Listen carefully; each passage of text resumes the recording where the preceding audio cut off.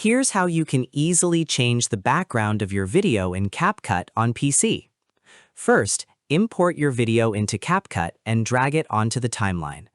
Now, duplicate the clip so you have two identical copies, one above the other. You can use Ctrl+C and Ctrl+V to duplicate it. Next, select the top clip and go to the Remove BG option on the right side. Turn on Auto Removal. Capcut will automatically remove the background from the top clip. Now, let's add a new background. Go to Library on the left side and choose Stock. Pick any background you like and drag it onto the timeline between the two video clips. You can also make the change look smoother by adding an animation. Now select the background clip between the two video clips. Then go to Animation and choose a simple effect, such as Slide Left, to make the background appear smoothly. And that's it! You've successfully changed your video background using Capcut.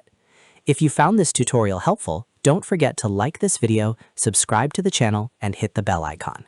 Thanks for watching.